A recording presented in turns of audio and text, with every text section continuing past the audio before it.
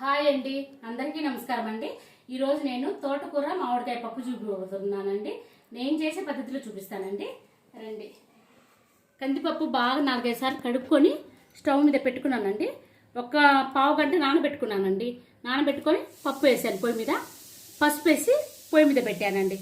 కొంచెం ఉడకనిచ్చి ఆ తర్వాత ఇవ్వండి ఒక మామిడికాయ, ఉల్లిపాయ, చింతపండు, తోటకూర కడిగి పెట్టుకున్నాను. పప్పు కొంచెం ఉడికిన తర్వాత పెట్టే ప్రాసెస్ చూపిస్తానండి. ఇదిగోండి, ఇలా ఉడికితే సరిపోతుందండి.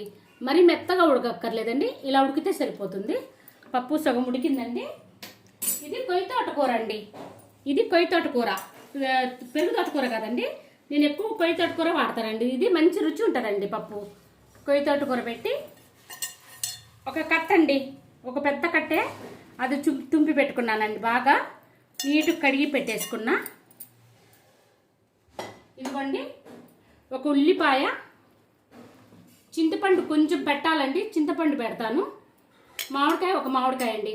ఈ కాయ కొంచెం తీపి ఎక్కువ తీపి ఉంది, పులుపు తక్కువగా ఉందండి, అందుకని ఒక కాయ పెట్టేశాను.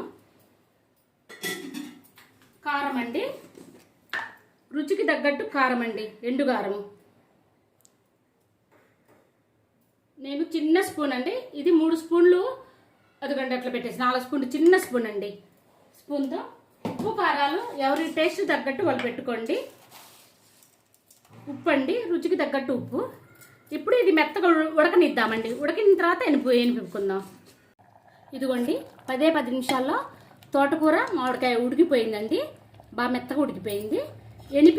మెత్తగా ఎనుపుకొని తాలింపు వేసుకుందామండి. ఇంకా ఇదిగోండి పప్పు ఎనిపి పెట్టుకున్నానండి. ఇప్పుడు తాలింపుకి గిన్నె పెట్టుకొని ఆయిల్ వేసుకున్నానండి. ఇదిగోండి ఉల్లిపాయ, ఎండుమిరపకాయ, తాలింపు గింజలు, చిన్నుల్లిపాయ అండి. ఈ 4 వేసి బాగా ఎర్రగా వేగనిద్దామండి. కరివేపాకండి, ఇవి ఎర్రగా వేగనిద్దామండి. ఇదిగోండి వేగిపోయింది, బాగా ఎర్రగా వేగాలండి. తాలింపు ఎర్రగా వేగితేనే బాగుంటుందండి. పప్పు ఇలా గుమ్మరి చేసుకున్నామండి. చాలా టేస్టీగా చాలా బాగుంటుందండి. ఇది మామిడికాయ కొయ్య తోటకూర పప్పు అండి. స్టవ్ ఆఫ్ చేస్తున్నానండి. బాగా కలుపుకుందామండి చక్కగా. ఇదిగోండి కొయ్య తోటకూర మామిడికాయ పప్పు అండి. నచ్చితే మాత్రం లైక్ చేయండి.